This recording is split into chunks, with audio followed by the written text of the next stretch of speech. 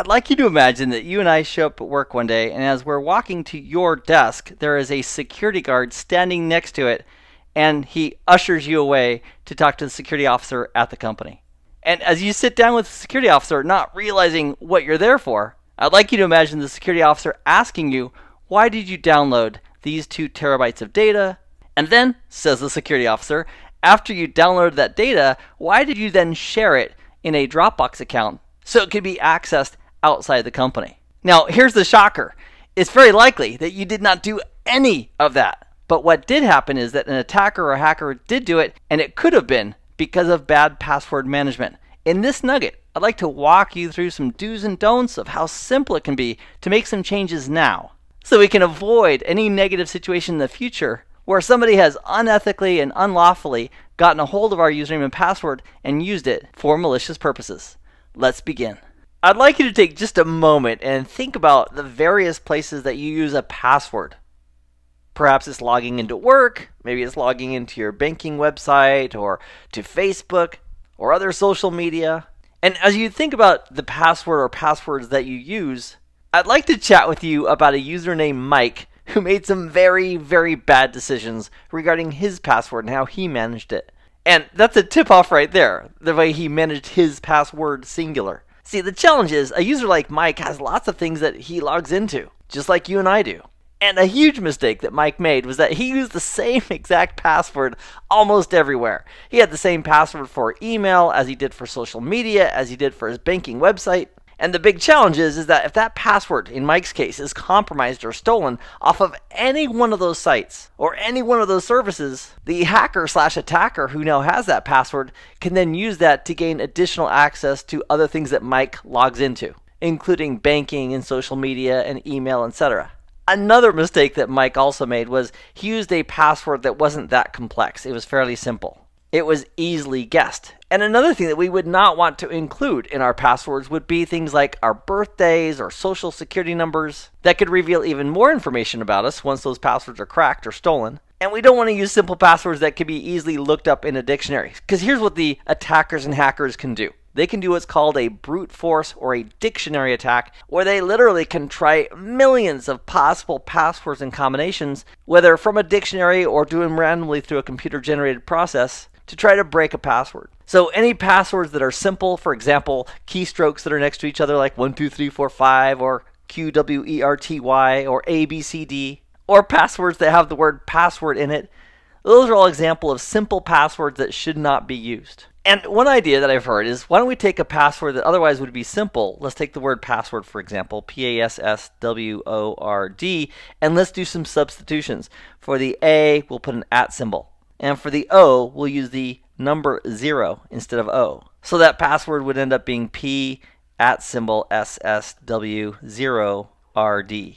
So is number 2 here better than number 1? And the answer is yes, it's a little bit better. The problem with this, however, is that in dictionary attacks, they have those already as part of the dictionary attacks, swapping out common substitutions in the attempt to break in and log in as people by cracking their password. So let's go back to Mike's situation, the user here in this case study. And let's imagine that he got some training and education that he should not use the same password everywhere.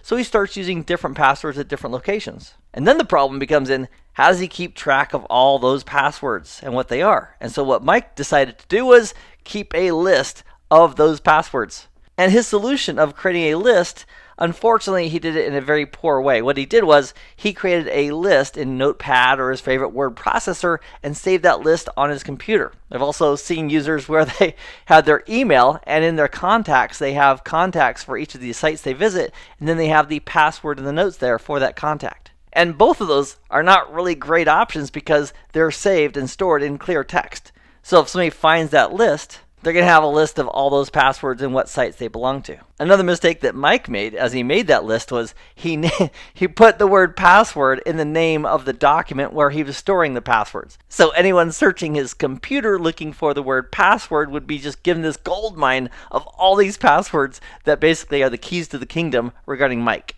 Another thing that Mike found very convenient was that his browser had the ability to store passwords, which made it very convenient. So if he goes back to a certain website, the browser automatically autofills that password for him and he moves on. Well, the problem in Mike's case was that whenever he left his computer, he did not lock it. So if we do have a situation where our browser is automatically remembering all of our passwords for these sites, we definitely never want to leave the computer unlocked. And when we refer to locked, I'm referring to making sure that to activate the computer again, you have to re-log in. And most operating systems today have that functionality, so you can quickly lock your computer, step away, and then when you come back, supply your credentials to go ahead and log back in. And in a corporate environment, it's very likely that there's policies in place saying that's what you have to do. And I remember several years ago, there was a friend that I work with, I still work with him by the way, who left his computer unlocked, and somebody, while he was gone, came up to his computer and an email sent out a company-wide invitation to a party at his house this weekend. And then once he found out about that, people were asking about it, he had to go ahead and send another email saying, oops, I guess I'll never leave my computer unlocked again. Another item that Mike made a mistake of regarding passwords was not to include his username or any portion of that username in the password. Because unfortunately, if Mike was using the same password at all the various sites and somebody steals it, and then as part of the password it has information on the username for that user Mike, that gives the hacker or attacker that much more information to start being able to use that password at the right location. For example, at a company worksite. And one other big challenge that comes up, especially in corporate America, is that we use this thing called SSO, which is an acronym for single sign-on. That way Mike can log in one time instead of, for example, Active Directory at his company, and then automatically getting the access to those resources, printers, file servers, and other resources that he has been given permission to access. And that's why in a corporate environment, if somebody can log in with our username and password, if it's not secured, they'll have access, in Mike's case, to everything that Mike has access to. And I often ask myself, what's the motivator for change? What is the event that usually takes place that makes Mike, for example, a believer in doing better password management? And can you guess what the major event usually is that causes a user to change their mind and do better password management? And if you're like me, you might be thinking it's when the guy gets hacked. And the attacker is now logging in as Mike or as that user, and that usually results in pain and suffering for the user and often for the company due to that breach of security.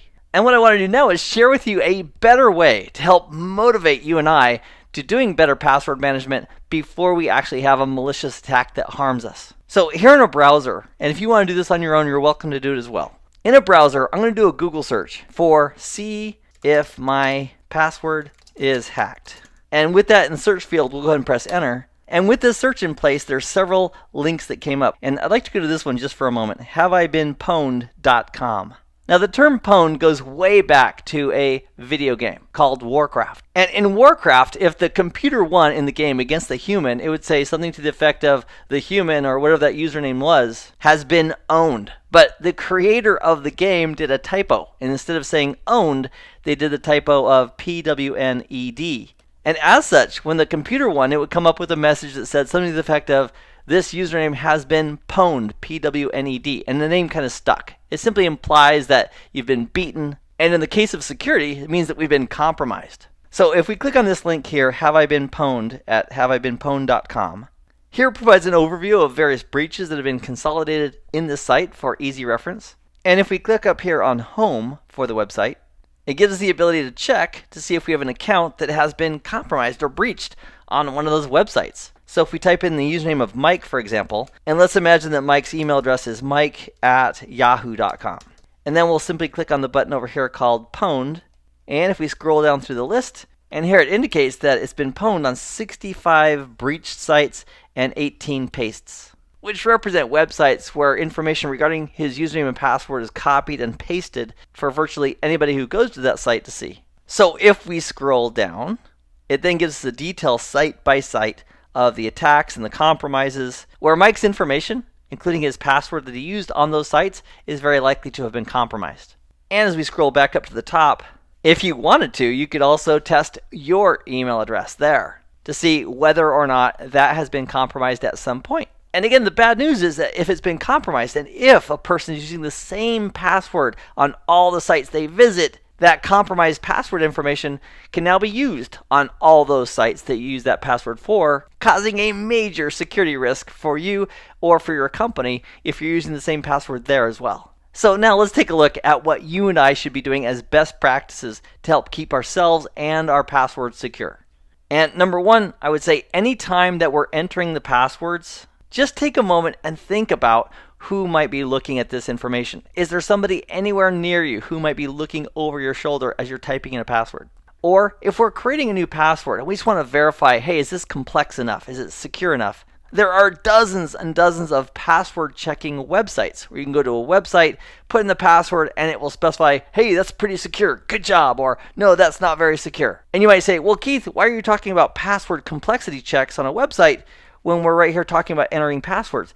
And the reality is, if we go to a password complexity checking website where it tells us how secure our password is, if we typed in our password there at this obscure, unknown website, we have just put that password at risk.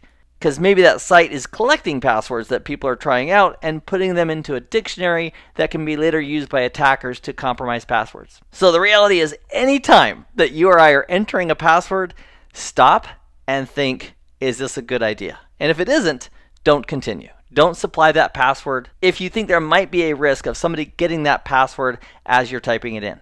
Number two, don't reveal password. Now, for you and I and most everybody else, that seems pretty obvious. However, there are some really sneaky methods that attackers and hackers are using to get passwords from users, including putting up a fake website where you go to that website and it's asking you to authenticate again. And there's lots of ways of getting a user to go to an incorrect website. For example, a link that's embedded in an email message. And the reality is, if there's ever a link that comes to us in an email, we want to avoid using it whenever possible. For example, if we banked at bankofamerica.com and we got an email from bankofamerica.com that had some call to action to do something, never click on the link in the email. Just don't do it. Open up a separate browser window and go to the bank website as you normally would, and that way you're verifying you're not going to an illegitimate or fake website that's going to have you put your username and password in, and a result of it being a fake website stealing your username and password. If we get a call from anybody asking us for a password, the answer is 2 letters long. No, not going to do it, not going to supply it. If they claim they're from the bank, or if they claim they're from the service desk or the help desk, or their IT support, or anybody else, we're just never going to reveal a password, especially over the phone. And we're also not going to reveal it to somebody in person. If a technician shows up and says there's blah, blah, blah, we need to verify passwords, we're never going to reveal the password to anyone. If the real IT people need to reset a password, they have the ability to reset it. However, they don't have the ability to see what our current password is, nor should they ever have any legitimate reason for ever asking us what our password is. So just say no whenever asked what your password is. Number 3, don't install suspicious software. And this applies for the corporate environment where you may not even have the ability to install software. It also applies for home use as well. Just don't install any suspicious software. And also, don't accept software from anybody else, especially somebody who has some access to all this great software who's willing to share it with you. Because it's very likely there's some malicious software embedded with that. And one of those aspects regarding passwords is referred to as a key logger. Now, a keylogger does one thing primarily for a living, and it logs keystrokes. So if you and I went out to paypal.com, for example, and we connected there, and then we logged in with our username and password, if we typed all those characters in, the keylogger is going to capture that, and then the attacker can gather that information and now have the URL you went to, the website you went to, as well as your username and password, which the hacker or attacker can then use for malicious and unethical purposes. The 4th step is to use good passwords. Now, this has changed in the last few years. Many years ago, like for the last 20 years, the concept was, passwords should be 8 or more characters in length. There should be alpha and numerics. For the alpha characters, there should be upper and lower case. And there should be special characters or symbols, the things that look like we're swearing. And when we're following those guidelines, 8+ characters, alphanumerics, upper and lower case, special characters or symbols, that makes it very tough for a password breaking utility to break a password. And that's true. However, there's a huge problem with this. If we have separate passwords for all of our things that we visit, it is very difficult for an average user to remember that password, this very creative password, let alone change it to something new every 45 days, if that's what the corporate policy demands.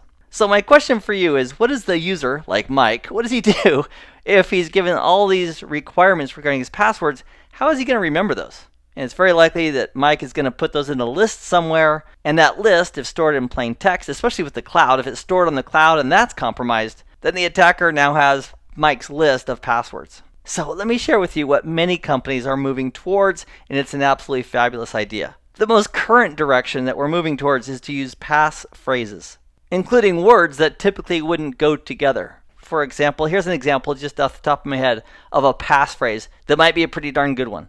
And that could be, my cat uses a toothbrush. Now, those words all together are very unlikely to be inside of a dictionary that an attacker might use as he or she attempts to compromise a password. It has uppercase for the first letters. You don't have to do that. But the key here is this would be a very tough password to break, but it's also very possible for a user to remember it, especially if it's creating some visual image in their mind regarding their cat using a toothbrush.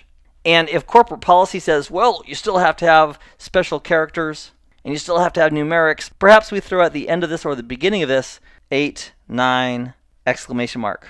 Or something else that is fairly easy to remember for you that's going to be used in combination with your passphrase. So this goes a long way in helping to solve the problem of a password being broken through a dictionary attack or a brute force attack by an attacker. It also helps a user be able to remember the password without having to go to some list that has a list of their passwords which may be stored in plain text. And with a phrase like this, if you wanted to swap out, for example, the O's for zeros to make it even more complex, you could. But having a super long string like that is pretty solid. Now, another challenge, especially for personal use, is how do we just manage lots and lots of different passwords for different sites, for social media, for banking, etc. And one of the best answers to that problem is to use a password manager. And the basic concept of a password manager is just what it sounds like. It manages all of our different passwords and where they're applied. And what we would do is we'd set up a master password that unlocks the entire password manager. Usually it's referred to as some type of a vault that's keeping all of this private information. And then using a good password manager, it can help you create complex passwords and remember them, and also do it across multiple devices, including Android, iOS, and most of the web browsers that run on computers. So one of the tips I'd like to share with you is get input from the IT team at work regarding products that they would recommend that they've used or practiced or worked with, instead of just doing a blind search. Now, if you are pretty much on your own regarding a password manager, I would recommend a Google search, and I would do a few of them. And look at least 3 sites regarding password manager comparisons to compare and contrast the features. And also what that's going to do for you and I, if we go to 3 different websites in searching for password managers, that also helps us avoid being duped. For example, some hacker or attacker has a URL and they promote it through Google AdWords. For password manager, if we click on the very first link and we just do a free trial of whatever it is, it's possible that instead of using one of the big known password managers, we're now using the attacker's own crafted personal password manager that's feeding all of that information over to the attacker. So whenever possible, verify independently on 3 different sites regarding the password manager that you intend on using. The other aspect I'd also incorporate here regarding good password management is, when possible, go ahead and allow 2-factor authentication. Sometimes that's referred to multi-factor authentication, but it basically boils down to this. Instead of just having a username and a password, as we've done for decades, with 2-factor or multi-factor authentication, it's going to require something that we know, for example, a password, and then something that we have. On the web, that's traditionally how it's done. And something that we might have would be, for example, a secret code that's generated every 60 seconds that's unique to us, so that when we log in, we'll have to put our username, our password, and then the code that is generated from the token generator, or whatever software we're using to generate that code, like Google Authenticator. Other examples of multi-factor or 2-factor authentication might include getting a text. So when we log in or attempt to log in with our username and password, the system automatically sends a code to our cell phone, for example, as a text, or an email message to our email with the code that's required in addition to our username and password to log in. And I can tell you from personal experience that I have been saved a whole bunch of grief and money as a result of using 2-factor authentication, as I had attempts to log into my account from 3 different countries within 3 different days. And the login attempts failed by these attackers because of 2 basic reasons. Number 1, I had a very secure password on the account, and secondly, I was using multi-factor authentication. and the attacker would have to have overcome both of those hurdles to get access into that account. And now for the moment of truth. I'm hoping that as a result of our time together, we can identify where you and I need to make changes, to identify, oh, I do this or I do that and I shouldn't, and make the change. So here's what I encourage you to do right now. Just take a few moments and think about, what areas am I currently at risk with? Do I use the same password on multiple sites?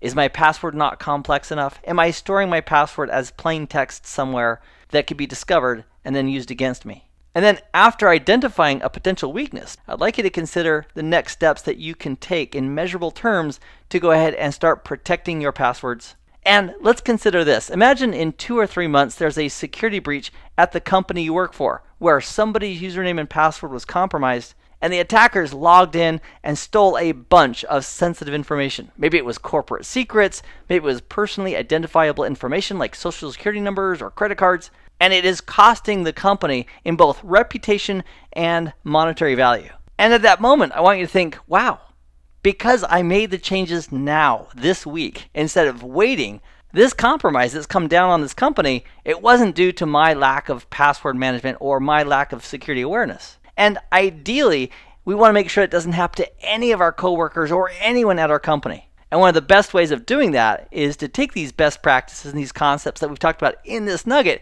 and make sure your coworkers and your friends and your family members are, first of all, aware of the security risks. And then secondly, make sure they know what they can do to start fixing those leaks and making it stronger today. And that way, my friend, we're not just improving our own personal security, we're actually helping to improve the security overall for the entire company. And that's what we're after.